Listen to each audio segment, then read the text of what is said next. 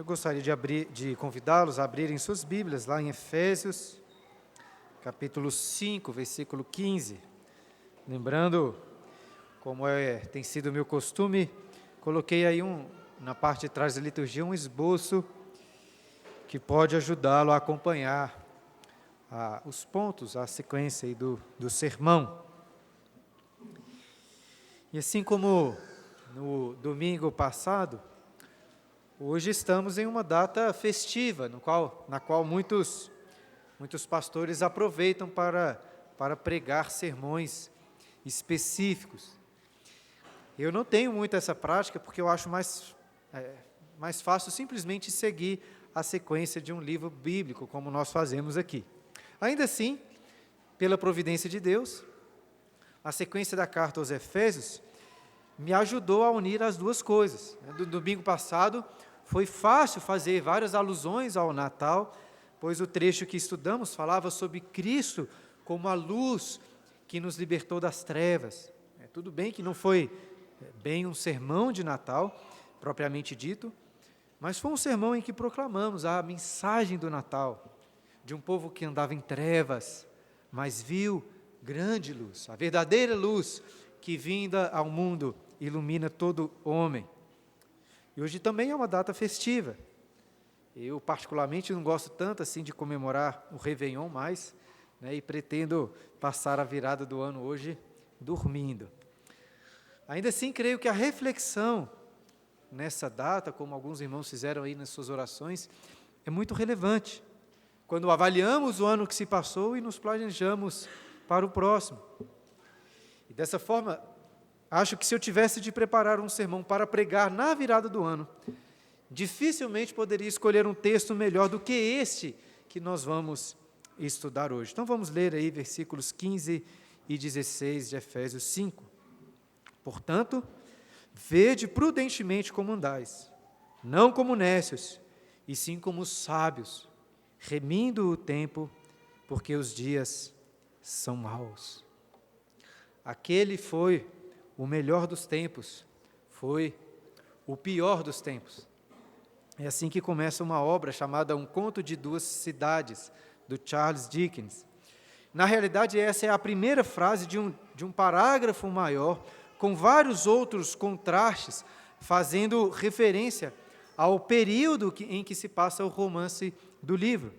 E a história se passa ali no contexto de duas importantes cidades, Londres e Paris, começando poucos anos antes do período que ficou conhecido como a Revolução Francesa.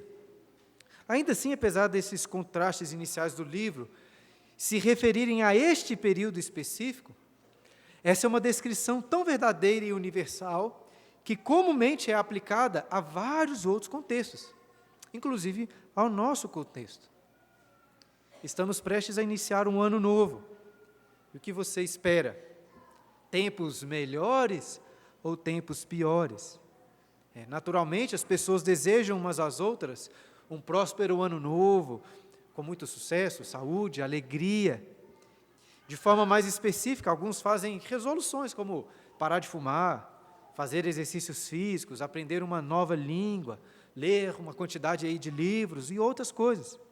Entre nós que somos crentes, podemos fazer firmes resoluções para ler a Bíblia todos os dias, orar mais, ou abandonar de vez algum vício pecaminoso. No final das contas, todos nós esperamos dias melhores, tempos melhores.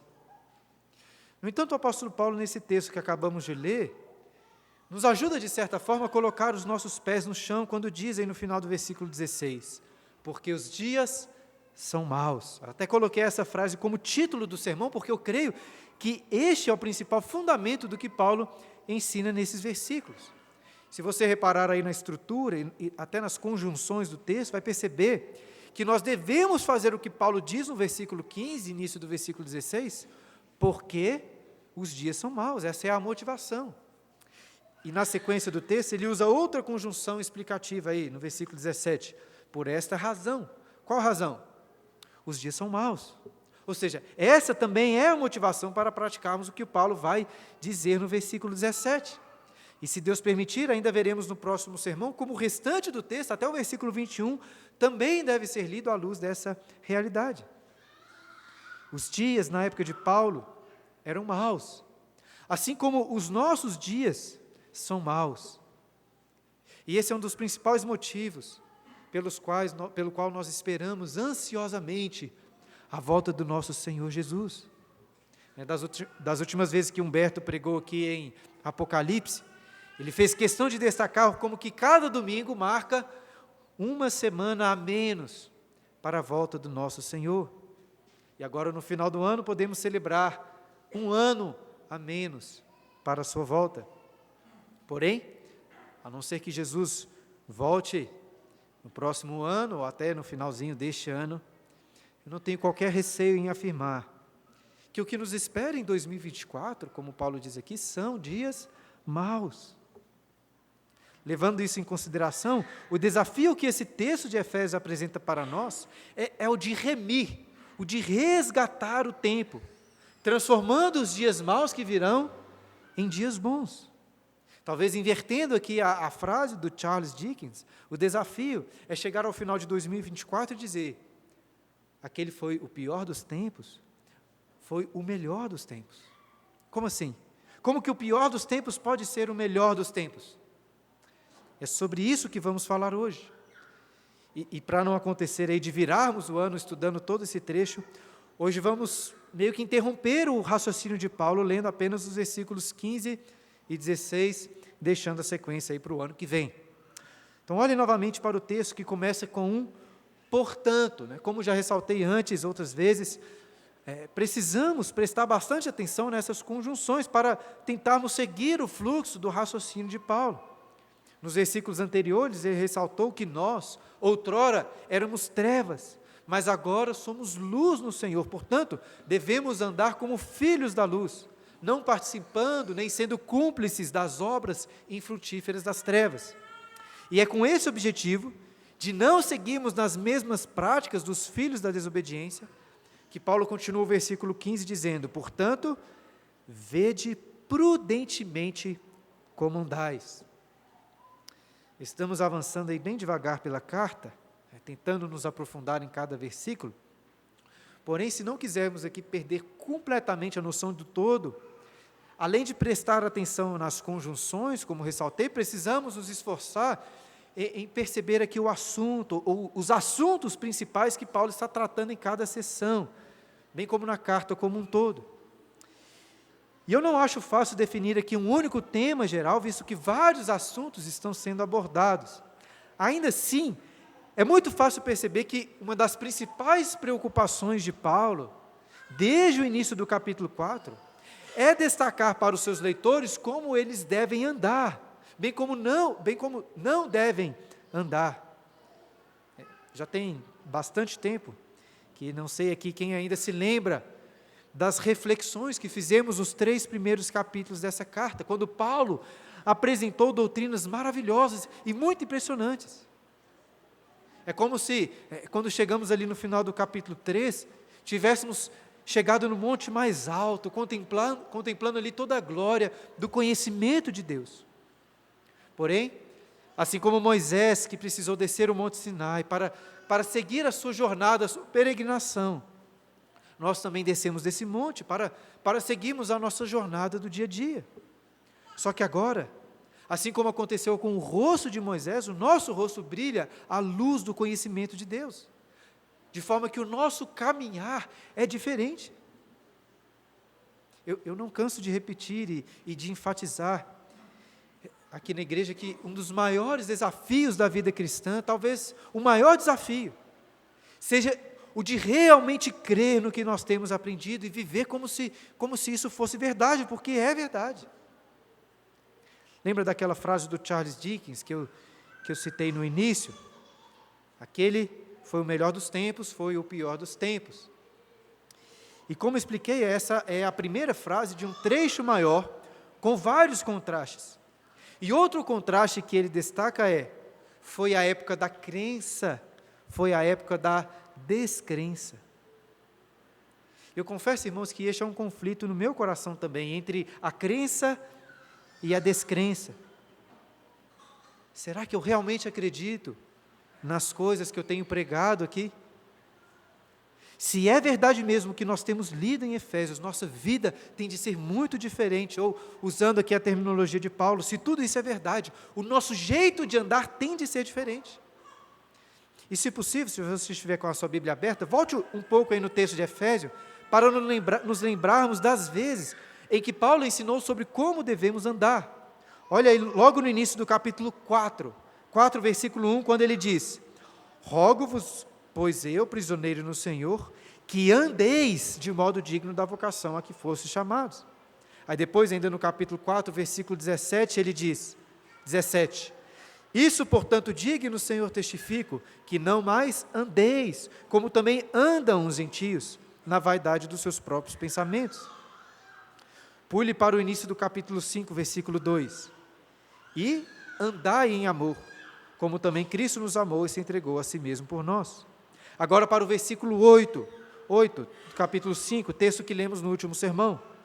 Pois outrora erais trevas, porém agora sois luz no Senhor. Andai como filhos da luz. E por fim, e essa de fato é a última vez na carta que Paulo usa o verbo andar para descrever a vida cristã, chegamos no texto de hoje, quando Paulo diz no versículo 15, vamos ler novamente. Portanto, vede prudentemente como andais, não como nécios, e sim como sábios. Então perceba com esses exemplos como que a vida cristã pode ser muito bem representada por uma jornada, por uma peregrinação. Não é à toa que a nossa igreja se chama peregrinos, pois somos peregrinos andando rumo à cidade celestial. E nessa peregrinação, Paulo nos exorta no versículo 15 a vermos com prudência, a analisarmos prudentemente como temos andado. E o que isso significa? Vede prudentemente como andais. Significa que nós não podemos correr para a cidade celeste como uma criancinha que acabou de aprender a andar e caminha em direção a um doce, mas sem prestar nenhuma atenção onde vai colocar os seus pés e acaba tropeçando. Crianças maiores também não são muito atentas. Teve uma vez aqui na porta da igreja, que o Dudu, meu filho, saiu de um carro e foi atravessar a rua bem na hora que outro carro estava subindo. Só não aconteceu um desastre, porque o Michel estava atento e o segurou. Lembra o que eu disse, que devemos ler as exortações de Paulo aqui, tendo em vista a realidade de que os dias são maus? Nós não estamos em um campo aberto, um gramado, onde as crianças podem correr, podem brincar de forma segura. Estamos como que em um campo minado, e devemos ver prudentemente, cuidadosamente, como andamos. E repare que Paulo não diz para andarmos prudentemente, ainda que isso seja verdade, ele diz, vede prudentemente como andais. Isso significa que antes de dar um passo, devemos ver e analisar qual é o melhor caminho. É justamente o oposto daquela música lá do Zeca Pagodinho, né? Deixa a vida me levar, vida leva eu. Porque se seguirmos essa música, a vida vai nos levar para a morte, e para a morte eterna. Como cristãos, filhos da luz, antes nós pensamos, planejamos e oramos sobre os caminhos que vamos tomar na vida. Infelizmente, estamos tão cheios de tarefas e principalmente de distrações, que muitas vezes seguimos a vida no automático. E pode mesmo parecer mais fácil simplesmente deixar a vida me levar. Paulo, porém, está nos encorajando a examinar cada passo que vamos tomar. De outra forma, corremos o sério risco de tropeçarmos ou mesmo de pisarmos em uma mina que vai detonar a nossa vida. O pastor John Bunyan ilustrou muito bem essa realidade naquele livro Peregrino, né? Se tem uma coisa que nós aprendemos nesse livro, é que é melhor permanecer no caminho certo. Você deve ver prudentemente por onde está andando. Por exemplo, em uma parte do livro, encontramos o cristão e o esperança andando por um caminho pesado, com os pés cansados, doloridos. E nesse estado, eles se deparam com um outro caminho que parecia mais agradável, e decidiram seguir por ele, fazendo um desvio. Pouco tempo depois, começou a chover, começou a relampejar de maneira terrível. e no final das contas foram parar na propriedade do gigante desespero, que os prendeu em uma masmorra escura e suja, sem um bocado de pão, nem mesmo uma gota de água. Tudo isso porque não foram prudentes na escolha do caminho pelo qual iriam andar. Voltando aí para o texto de Efésios, perceba na continuação do versículo 15, que Paulo qualifica a forma como devemos ver e analisar o nosso caminho da seguinte forma: não como nécios, e sim como sábios. E Paulo apresenta um claro contraste aqui, e que por curiosidade fica até mais evidente no texto grego. Muitos de vocês já devem saber que Sofia, em grego, significa sabedoria. E o contraste que Paulo faz aqui é entre sofoi, os sábios, e asofoi. O prefixo a em uma palavra, como vários também devem saber, geralmente significa não, ou sem. Ou seja, se sofoi são os sábios, asofoi são os não sábios, ou os sem sabedoria. E como não existe em português, esse termo sábios, a nossa tradução escolheu muito bem o termo nécios. Mas acho que poderia talvez ter escolhido também aí tolo, estulto, insensato. E eu fiz questão de destacar esses termos gregos, tanto para apresentar essa curiosidade, como para enfatizar, mais uma vez, um contraste que Paulo está fazendo nessa carta, um claro contraste. E veja, ele poderia simplesmente ter dito para nós andarmos como sábios, ou só ter dito para não andarmos como nécios, que nós já teríamos entendido o seu ponto. Porém, ele faz questão de apresentar os dois, tanto o lado negativo como o lado positivo. Por quê? Porque, como eu tenho enfatizado bastante nos últimos sermões, a prática da vida cristã envolve essas duas coisas: o despojar do velho homem e o se revestir do novo homem, que é justamente o que Paulo disse lá no capítulo 4, versículos 22 e 23. Não adianta simplesmente querer tirar as roupas do velho homem sem vestir nada no lugar. Ou seja, não adianta simplesmente tentar deixar de tomar decisões tolas nessas. Você precisa ativamente se esforçar para se revestir da sabedoria e assim examinar o seu andar como um sábio. E mais uma vez volto ao início lá do livro do Charles Dickens.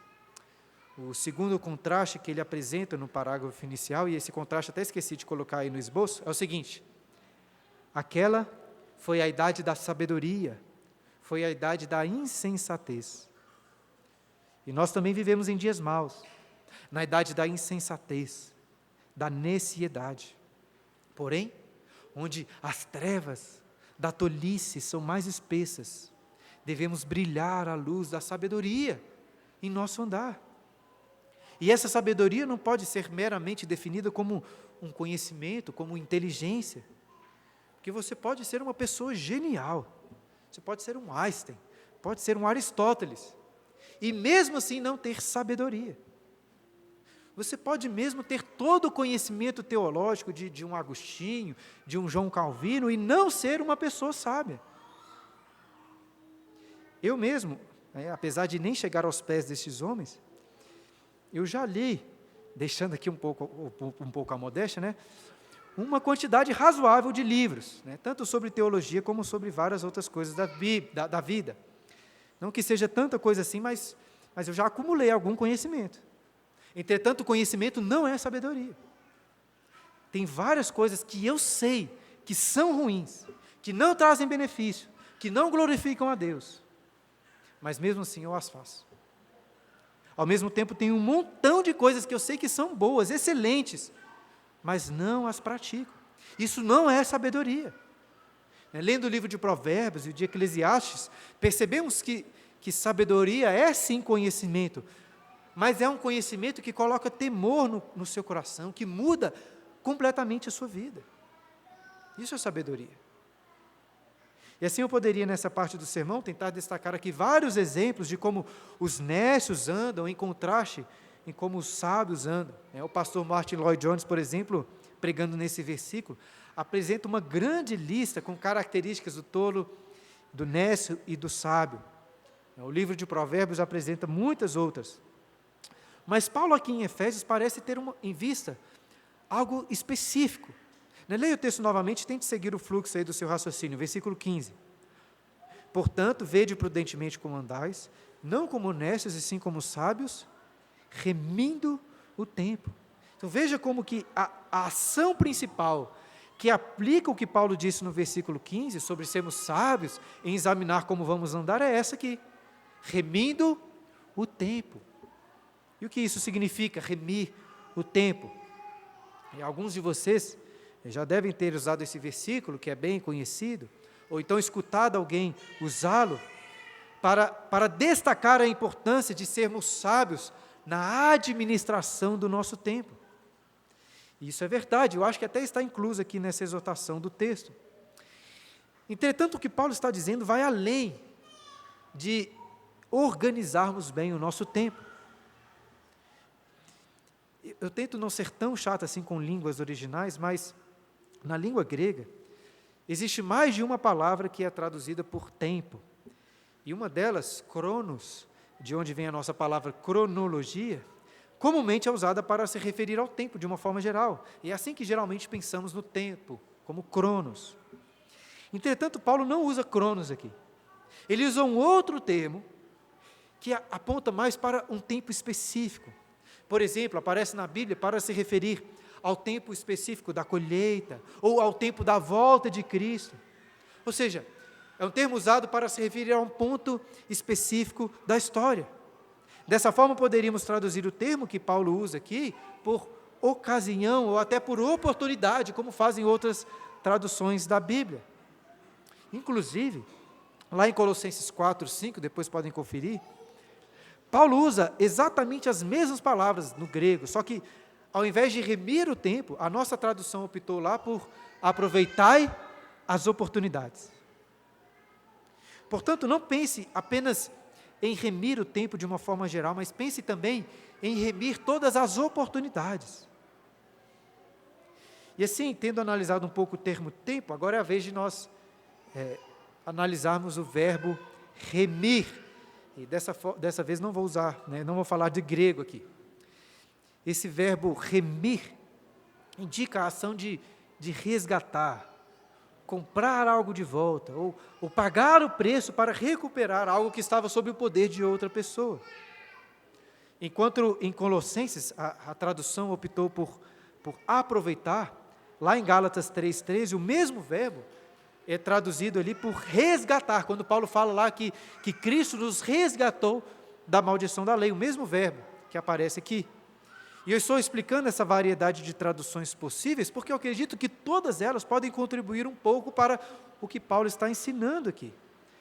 Talvez de uma forma mais extensa, poderíamos traduzir o sentido dessa expressão, remindo o tempo, como aproveitando as oportunidades para resgatar o tempo. É como se o seu tempo estivesse preso em um cativeiro, e você precisasse de resgatá-lo. Ou usando a linguagem dos versículos anteriores, é como se o seu tempo fosse trevas, e você precisasse iluminá-lo, para que ele se torne luz. O nosso tempo, apesar de breve, é muito precioso. Como é ruim aquela sensação de ter desperdiçado o nosso tempo, e como é bom, por outro lado, saber que estamos remindo e aproveitando bem, mesmo aqueles dias mais difíceis. Parafraseando novamente a citação do Charles Dickens, o desafio é chegar ao final de 2024 e dizermos: aquele foi o pior dos tempos, mas foi remido, resgatado e se tornou o melhor dos tempos. O tempo dos homens está como que aprisionado pelo mal. E por natureza, nós todos somos trevas, como nós lemos a última vez. De tal forma que todas as horas, todos os minutos e segundos da nossa existência, sem exceção, são gastos para o mal. Para o mal. Eu sei que em uma perspectiva terrena, pode parecer que não é sempre assim, afinal de contas, nem todos os homens estão o tempo todo gastando o seu tempo com imoralidade sexual e outras iniquidades. Pelo contrário, encontramos por aí várias pessoas usando o seu tempo para coisas que são boas, como caridade, cuidar da família, ou mesmo desempenhar um bom trabalho. Entretanto, veja, Paulo já abriu aqui os nossos olhos para a realidade de que sem a luz de Cristo, todas as obras humanas são obras infrutíferas das trevas. E por que é assim? Porque as pessoas fazem o que fazem em detrimento, ou mesmo em desprezo pelo Criador. Uma das coisas mais básicas da lei de Deus, que está logo no primeiro mandamento, é o seguinte: ou você faz o que faz para Deus, ou você está cometendo idolatria. Eu sei que é pesado pensar nessas coisas, mas até aquele parente ou vizinho gente boa que você tem, mas que não está em Cristo, é um idólatra, um inimigo de Deus, um tolo, sem a verdadeira sabedoria, sem temor do Senhor, e todo o seu tempo, até quando ele se esforça em fazer o bem ao próximo, está aprisionado pelo mal, pelas trevas. E nós também éramos assim, éramos trevas como vimos da última vez. Agora, porém, somos luz no Senhor. Portanto, Paulo nos exorta a iluminarmos as trevas dos nossos dias, do nosso tempo, resgatando do mal todas as oportunidades do nosso dia a dia. E para citar aqui outro contraste da frase, daquele parágrafo do Charles Dickens, foi a estação da luz, foi a estação das trevas. Estamos prestes a entrar em um novo ano. E é verdade, irmãos, que amanhã será um dia como qualquer outro, né? O Mateus até destacou isso na oração dele. Entretanto, foi o próprio Deus quem determinou o ciclo dos anos. Ainda que o nosso calendário, né, como conhecemos, tenha sido determinado pelo homem, o fato é que a virada de cada ano acompanha o ciclo natural da terra, das estações. Um ciclo que foi determinado por Deus. E se o ciclo de cada ano foi determinado pelo próprio Deus, nós fazemos bem em aproveitar essa oportunidade para refletirmos como temos usado o nosso tempo. E assim, quem sabe estabelecemos boas resoluções para o ano que se inicia. Pastor Jonathan Edwards, entre 18 e 19 anos, escreveu 70 resoluções para a sua vida. E se você quiser aí uma boa sugestão de resolução para 2024, pode imitar a 5ª resolução do pastor Jonathan Edwards, que é a seguinte: resolvi jamais desperdiçar um só momento do meu tempo. Pelo contrário, sempre buscarei formas de torná-lo o mais proveitoso possível. Difícil, não é mesmo? Não que você precise assim ficar bitolado, né, com cada segundo da sua vida, sempre se lamentando por ter gastei 1 minuto de uma forma pouco proveitosa. Eu acho que na prática, o que nós precisamos mesmo, é de abandonar maus hábitos, hábitos que constantemente nos fazem perder tempo, como por exemplo o hábito de todo dia acordar, e como primeira coisa, ficar mexendo no seu celular, ou às vezes o hábito de ir dormir fazendo o mesmo, e então substituirmos esse hábito por um bom hábito, diário, como o de orar, de ler a Bíblia, como a primeira coisa do seu dia, e talvez fazer o mesmo antes de dormir. Isso é apenas um exemplo, né? Se você quiser, existem boas dicas, até bons livros sobre este assunto. Inclusive, o pastor Jonathan Edwards escreveu bastante coisa sobre hábitos. Depois eu posso lhe dar algumas dicas, se você quiser. Mas, não se esqueça do que eu disse antes sobre sabedoria não ser apenas conhecimento. Eu já li alguns livros sobre produtividade, sobre aproveitar melhor o tempo, evitar distrações. Inclusive, essa semana mesmo estava lendo um bom livro do pastor Leland Ryken, chamado Remindo o Tempo. De forma, irmãos, que eu já acumulei bastante conhecimento sobre este assunto. E eu conheço excelentes dicas práticas que nos ajudam nesse desafio de remir o tempo. Agora, eu não estou destacando essas coisas para o meu louvor, pelo contrário. Boa parte desse conhecimento que eu tenho conta contra mim, para a minha humilhação. Porque existem várias práticas que eu sei que são boas, vários hábitos bons, mas eu tenho dificuldade em cumpri-los. Por outro lado, lendo esses livros, eu tomei conhecimento de várias práticas ruins, mas que ainda assim eu continuo cometendo. Essa semana mesmo, meditando sobre este texto, mais de uma vez eu percebi como estava aproveitando mal, remindo mal o meu tempo. E é como eu disse semana passada, eu compartilho com vocês algumas dessas dificuldades pessoais, porque acredito que possam ser dificuldades que vocês possuem também. E assim nós podemos nos ajudar. E eu acho, irmãos, que o primeiro passo a ser tomado, se nós quisermos seguir este ensino de Paulo, e remir o tempo de 2024, como o das nossas vidas, por vir, é avaliar como que nós gastamos o nosso tempo em 2023. Essa é uma análise fundamental, porque se nós queremos a cura, precisamos de um diagnóstico. E quem aqui já parou para contabilizar quanto tempo gasta com as suas atividades do dia? Se você nunca calculou isso com precisão, é provável que você não tenha nem ideia de como realmente gasta o seu tempo.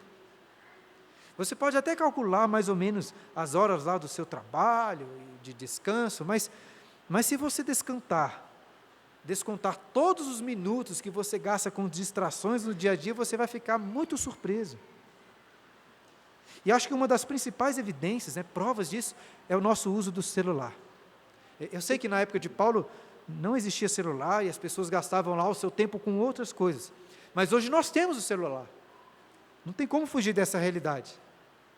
E ainda que existam várias outras distrações sobre as quais eu poderia falar, eu aposto que o celular deve ser disparado a coisa que mais nos faz perder tempo. Mais até do que televisão, eu acho. E é por isso que eu estou ressaltando este exemplo específico. Caso não seja um problema para você, louvado seja o Senhor. Mas veja, o celular é uma ferramenta maravilhosa, muito útil, é uma bênção de Deus. Mas é provável que muitos de nós não tenham nem noção de quanto tempo perdemos com ele. Agora, outra bênção que Deus nos deu são as ferramentas do celular que calculam o nosso tempo de uso. Eu sei que no iOS do iPhone a ferramenta se chama tempo de uso, e lá no Android se chama bem-estar digital. Depois pesquisa lá. Eu acredito que os demais sistemas operacionais também possuem ferramentas semelhantes. Se você ainda não utiliza, fica a dica, coloque como objetivo para 2024. Calcular o tempo do seu uso de celular, bem como prestar mais atenção na quantidade de tempo que você está gastando com distrações. Porque veja, com certeza você já ouviu 1 milhão de pessoas dizendo assim, eu estou sem tempo, ou eu não tenho tempo para isso. Você mesmo provavelmente já disse isso várias vezes. E assim eu gostaria de dar uma outra dica, um outro conselho para vocês, para 2024 e para o resto da vida, que é o seguinte, pare de dizer que você não tem tempo para fazer alguma coisa. Pare de dizer isso. Eu sei que é possível que alguns de vocês tenham dificuldade de concordar comigo neste conselho, mas não descarte de cara, tente refletir melhor. Veja, eu sei que é verdade sim, que em boa medida, nós não temos tempo para fazer tudo o que gostaríamos de fazer, porque nós somos criaturas com vários limites. Contudo, geralmente, quando dizemos que não temos tempo para algo, estamos usando uma desculpa enganosa. Não que você esteja querendo necessariamente enganar as outras pessoas ao dizer isso. Talvez você realmente acredite que não tenha tempo, mas é possível que você esteja se enganando. E não vá pensar assim, o pastor está dizendo isso só porque ele é pastor, não tem que trabalhar pesado igual eu. Mas independente do trabalho de cada um, o fato incontestável da vida é o seguinte, tempo é prioridade. Todos nós temos exatamente a mesma quantidade de minutos para gastar no dia, e você gasta o seu tempo com aquilo que é prioridade, com o que você escolhe gastar. É claro, irmãos, que existem limitações, como existem obrigações que você preferia não ter de cumprir e gastar o seu tempo. Precisamos, muitas vezes, atender a compromissos que são chatos, em horários ruins. Precisamos ir ao cartório, precisamos ir ao médico, coisas que não gostamos de fazer. E talvez você até gostaria de trabalhar menos, poder trabalhar menos, mas precisa ralar muito para pagar as suas contas, para cuidar da família e outras coisas. Mas mesmo assim, tudo isso faz parte das suas prioridades. E digo mais, imagine só se eu colocasse aqui na frente um quadro com uma tabela, mostrando o tempo que todos nós aqui gastamos em 2023 com grupinhos de WhatsApp, YouTube, Instagram, filmes, séries, futebol, notícias irrelevantes e várias outras distrações. Imagine a tabela aqui, comparativa. Talvez você iria se sentir bem por não ter gastado tanto tempo com essas coisas como outras pessoas aqui da igreja gastaram. Ainda assim, eu diria que a maioria de nós, talvez todos nós, diante deste quadro, não teríamos qualquer condição de dizer o seguinte: eu não tenho tempo. Não diante do quadro. E me deixa explicar uma coisa. Eu não estou querendo condenar todo o tempo que nós gastamos com essas coisas. Claro que para remir o nosso tempo, precisamos sim analisar a quantidade de tempo que nós gastamos com isso, com essas distrações. Porém, esse texto aqui nos leva a considerar outra coisa que é tão importante quanto, ou até mais importante, que é a qualidade do nosso tempo. Não é só o que você faz, mas como você faz. Porque veja, você pode ser uma pessoa extremamente produtiva, você pode ser um Elon Musk da vida, e ainda assim, estar apenas produzindo obras infrutíferas das trevas. A verdadeira sabedoria não está simplesmente em conseguir fazer um montão de coisas, mas de fazer tudo com qualidade, em especial em fazer tudo para a glória de Deus. Ainda que seja lá no seu tempo de descanso, no seu tempo de lazer e entretenimento. É verdade que muitos de nós gastam uma quantidade de tempo indevida, né, com lazer, com entretenimento. E por vezes, figuras aí na história da igreja, como Agostinho, aconselharam os cristãos a deixarem de lado todo tipo de entretenimento deste mundo, como teatro e danças que tinham na época deles, para se concentrarem na vida espiritual. E até hoje existem aqueles que eu acho que vão lhe aconselhar dessa forma. Entretanto, eu creio que esse tipo de lazer também pode ser remido, como Paulo ensina aqui, quando usado de forma moderada, consciente, desfrutando em gratidão a Deus pelos bens que Ele nos dá. É possível assistir um filme ou ver um vídeo do YouTube para a glória de Deus. Talvez podemos até trazer para a luz o uso do Instagram e do TikTok, né? É difícil, né? Nós vivemos aí em dias maus. Mas talvez com muito cuidado seja possível usar esses recursos também de forma sábia. E de forma geral, irmãos, é bom, claro, darmos prioridade para lazer com amigos, com irmãos, seja através de esportes, de jogos, de churrascos, de boas conversas, porque além de descansar e se divertir, você aproveita esse tempo com vários outros benefícios e glorifica o nome do Senhor. Evidentemente, além do lazer, devemos ser produtivos, devemos trabalhar bastante para glorificar o Senhor que trabalhou. Não estou falando apenas de um trabalho, de um emprego assalariado, mas todo tipo de trabalho. Eu sei que o emprego de alguns é por vezes mais tranquilo do que o de outros, né? Com menos cobranças, talvez com mais tempo livre, mas veja, não caia no erro de achar que o seu esforço em remir o tempo diz respeito apenas ao seu tempo de trabalho ou ao seu emprego. Se você tem mais tempo livre lá no seu emprego, ou mesmo se você está aposentado, o desafio que Paulo lança aqui de remir o tempo permanece o mesmo. Procure maneiras de servir a igreja, de servir na vizinhança, de servir o seu próximo. Procure maneiras de crescer, de crescer no conhecimento, de ser produtivo, mesmo naqueles períodos de folga.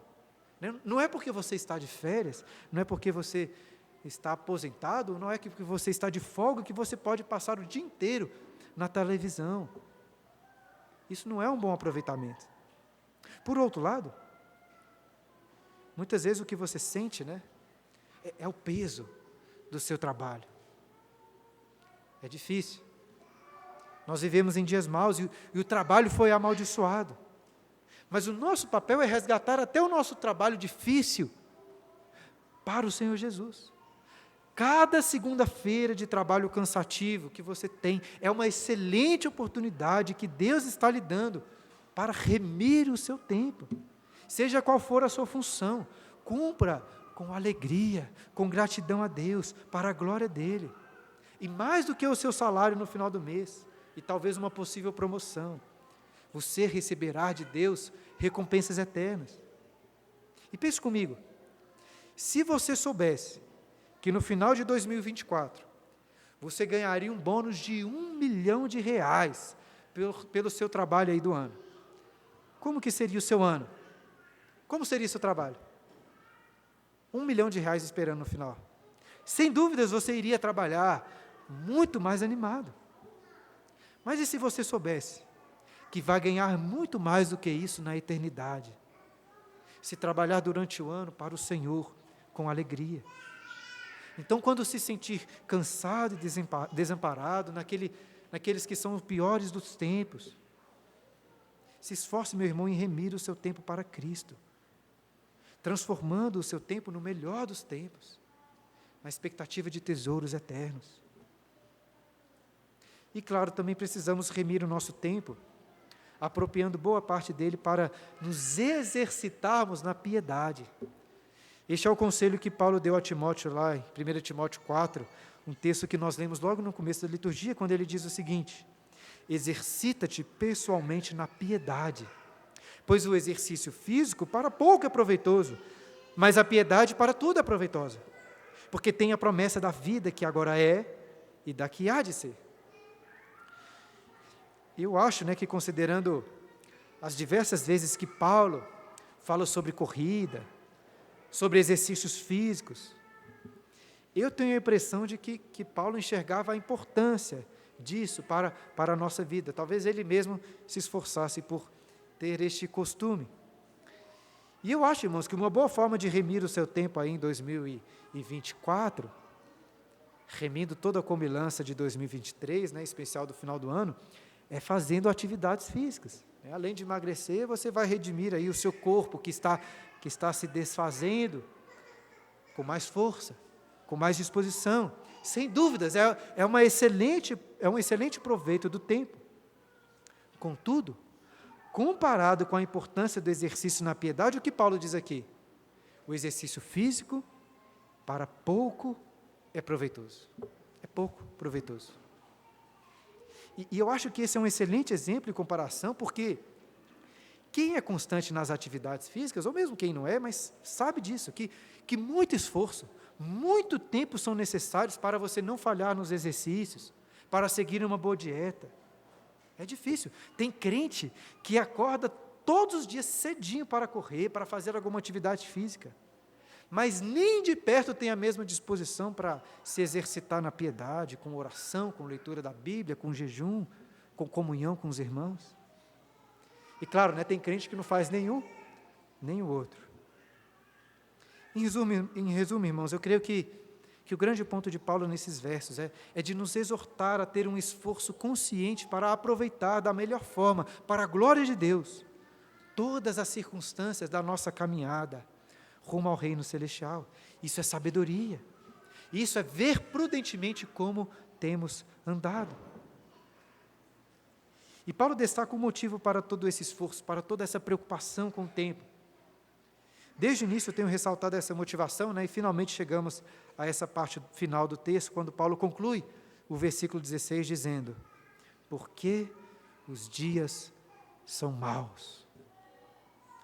Aquele cantor e trompetista, Louis Armstrong, é muito famoso por cantar quão maravilhoso é o mundo, What a wonderful world. Muito provavelmente você já escutou essa canção. E de fato, irmãos, vivemos em um mundo com muitas coisas maravilhosas, como aquelas que são destacadas na música. As árvores verdes, as rosas vermelhas, os céus tão azuis, as nuvens tão brancas, os amigos apertando a mão e dizendo eu te amo, os bebês chorando e crescendo. De forma que nós também podemos pensar e cantar junto com Louis Armstrong: What a wonderful world! Que mundo maravilhoso! Porém, não é possível ser tão otimista assim. Não é possível ser tão otimista assim. Milhões de músicas não seriam suficientes para cantar, lamentar com tristeza sobre todos os males, sobre todas as crueldades deste mundo caído e perverso, sobre quão maus são os nossos dias. E o apóstolo Paulo claramente não era ingênuo quanto a essa realidade. Em Gálatas capítulo 1, versículo 4, texto que lemos também na liturgia, Paulo dá graças a Jesus Cristo, dizendo assim: o qual se entregou a si mesmo pelos nossos pecados, para nos desarraigar deste mundo perverso. Nós vivemos em dias tão maus, que lá em 2 Coríntios 4,4, Paulo chega a chamar Satanás. Satanás é o Deus deste século. E esse, meus irmãos, é um dos motivos para eu não ser um pós-milenista, né? O Fabrício aqui que me perdoe, mas esse é um dos motivos pelo qual eu não sou pós-milenista. Para quem não sabe, de forma geral, né, os pós-milenistas são bastante otimistas quanto à influência do Evangelho se espalhando pelo mundo. Eles acreditam que antes da volta de Cristo, o mundo inteiro será evangelizado, cristianizado, e várias consequências do pecado serão muito minimizadas. E assim, deixando um pouco de lado aqui a teologia bíblica, para pensarmos mais na história, nos tempos, o fato, meus irmãos, é que se passaram 2000 anos. O Evangelho se espalhou pelo mundo todo, pelo menos por boa parte deste mundo. E ainda assim, os dias continuam maus. O que Paulo diz aqui é verdade ainda. Eu não diria necessariamente que os nossos dias são piores, como alguns alarmistas, mas certamente não diria que os nossos dias são melhores. Continuam maus. E são maus em que sentido? No sentido moral ou no sentido circunstancial? Eu acho que Paulo tem em vista principalmente o mal moral da impureza sexual, sobre a qual ele falou, e diversas outras obras infrutíferas das trevas, pecados. Mas é verdade que este mal moral está acompanhado de más circunstâncias, como doença, pobreza, tsunamis. Portanto, meus irmãos, ainda que a gente possa desejar, e mesmo orar, devemos orar por um próspero ano novo. Se Jesus não voltar, 2024 também será marcado por dias maus, por doenças, por desemprego, por luto, pobreza, conflitos familiares, divórcios. E pior de tudo é justamente isso, são os pecados que nós cometemos.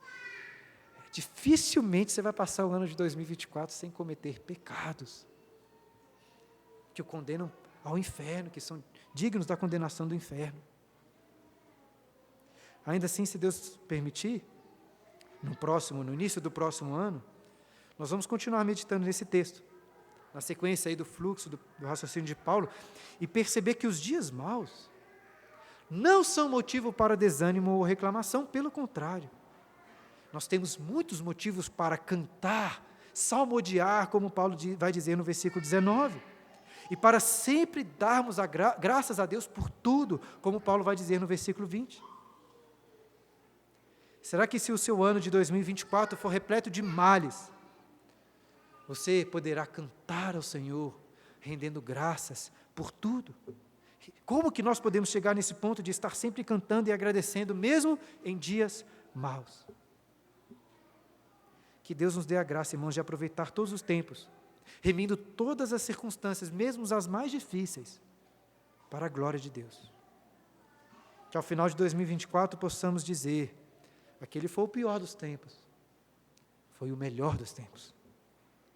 Como disse no início, não tenho a prática de preparar sermões específicos para datas especiais.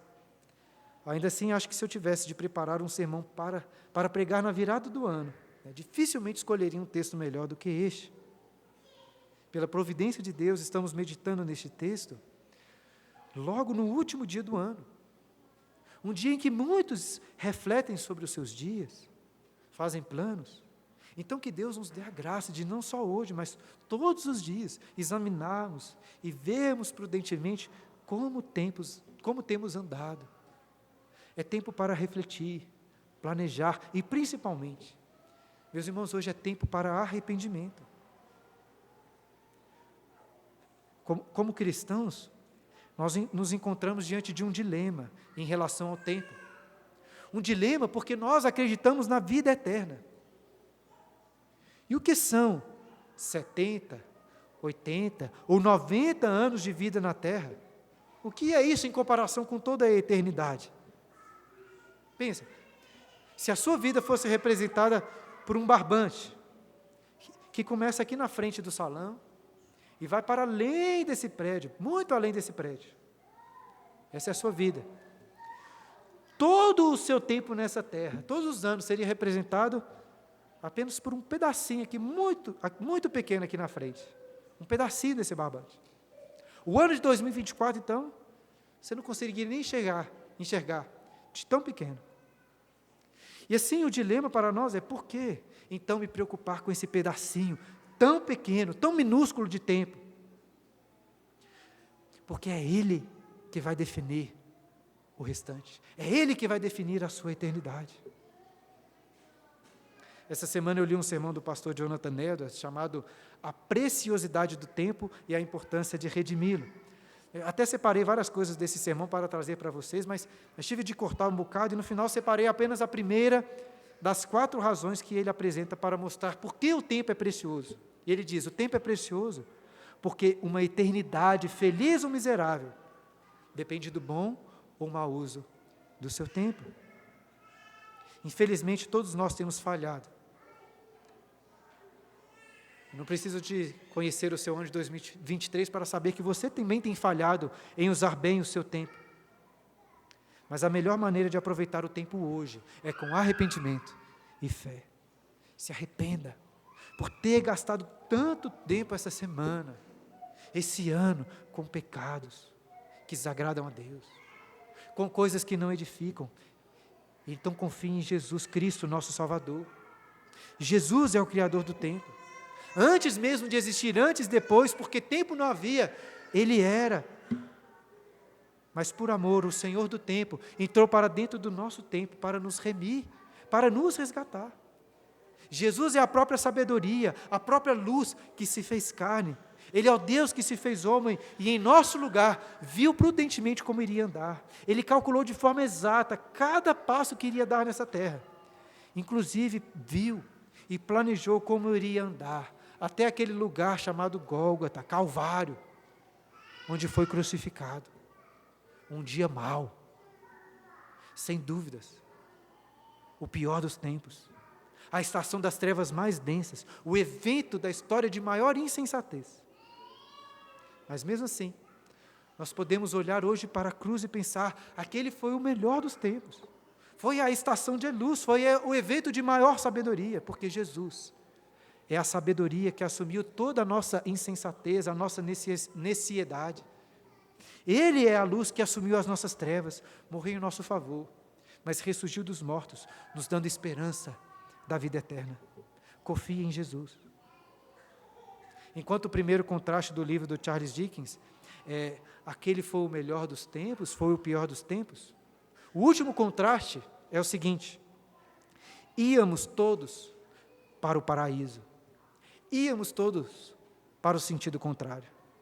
Por natureza, estamos todos andando no sentido contrário, nos afastando do paraíso, rumo à morte eterna, ao inferno. Mas em Cristo, todos vamos para o paraíso. Essa é a nossa esperança.